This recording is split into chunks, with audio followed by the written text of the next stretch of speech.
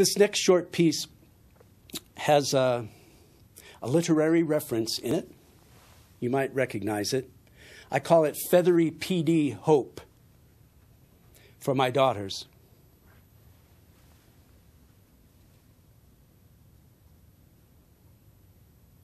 This hand,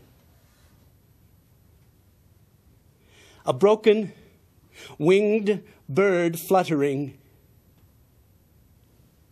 not yet knowing the sky is finished with it.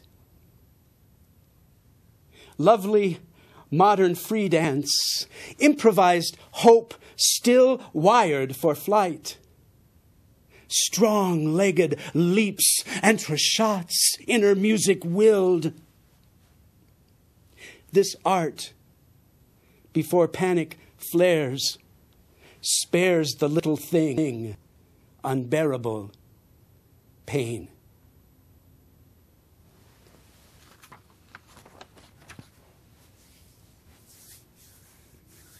I often perform with musicians, particularly Charles Rourke, one of the most amazing saxophone players and instrumentalists in the Rocky Mountain region, certainly in the Denver area. So I have another kind of poem I often like to do, especially with Charles. And this is an example. I call them free jazz poems. This one is a crossover, if you will. It's a Sufi poem, but it's also a free jazz poem.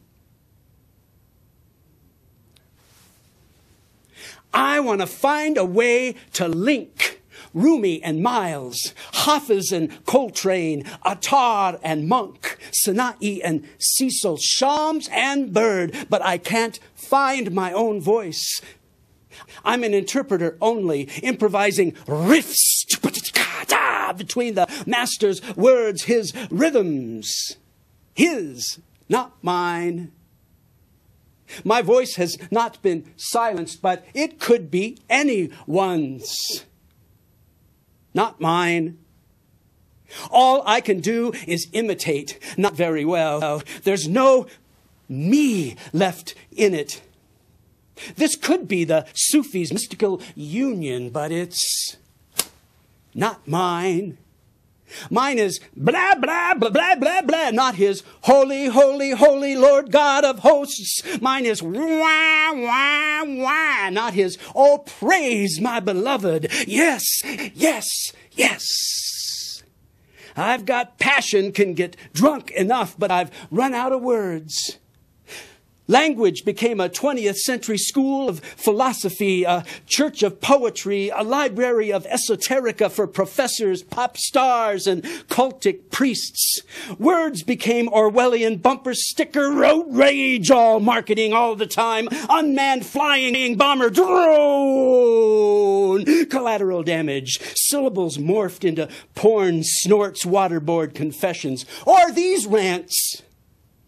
I want to be wildly drunk, madly loved and loving, dance until my spirit leaves my body, the way music rides the breath from a saxophone, the way music jumps from hammers on piano wire, the way music thumps, thumps, thump, thump, thumps, thumps on the bassist fingers, his strings.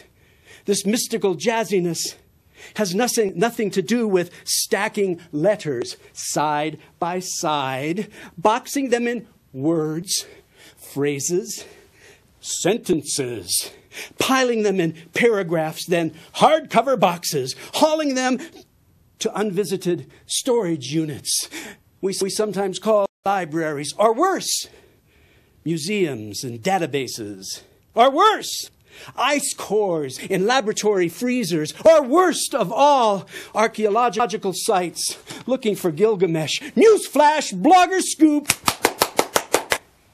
President Obama lied. Ted Kennedy died. A dead soldier's family cried. This morning, Rumi sang, "Last night the moon came dropping its clothes in the street, while falling stars played percussion Nevertheless, I can't read cuneiform tablets. Calligraphy is just noise to me. My memory is failing. Take me back to analog, live at the Village Vanguard. Wait, no. I don't want to be Rumi. I don't want to be trained. I just want poems as supremely wordless. Yeah. That's fun. I'm a 60-year-old white man who lost his mom last summer, and so I'd like to share a morning jazz poem for my mom, Alice May Gilbert, 1929 to 2010. What are human beings that you are mindful of them? Psalm 8, 4a. When we were reunited the last time, my mother was young, her head full of mirthful hair. I hear her laughing now behind the door. On my side, it's raining, and the cold wind has followed me home. The price of my usual luggage was too high to carry on. The ice has split herself open. My head is full of Icelandic ash clouds. I am waiting to be magma-born gaseous plumes, envelopes of post-eruptive matter, Job's God screaming at the inert world, his new word order. Solar fistulas flying out of the universe, older than the first droplets of sacred water, imprisoned miles inside Arctic ice. Mother says the dark for her is sweet, now lazy now as chocolate streams in thick milk shakes. She says her body is light. I've walked here without a cane, waiting. I'm waiting for her last exhalation spilled into my brother's cupped hands. I press my palms against the cold wood. Mirth bleeds through the heavy slab into my withered hands. Runic syllables bubble up, gurgle scat on my tongue. The wind offers a reedy chord.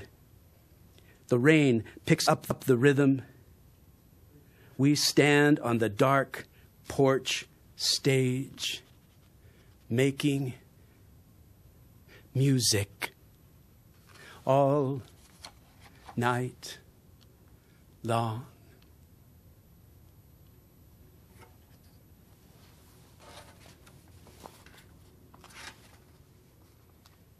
I'll close with a poem about poems. My poems are patches I put on the night where it is torn. Square pads I hold against dark wounds leaking. I'm always stuffing these words into morning's holes before dawn fills them. Wads of muffled sound packed against the harsh cold, restless as a ghost. I hold them like knots of twisted tissue after a sudden nosebleed. Inky Rorschachs will never wash out of my jeans. A poem is a blindfold tied tightly to keep the inner light from dripping on the carpet.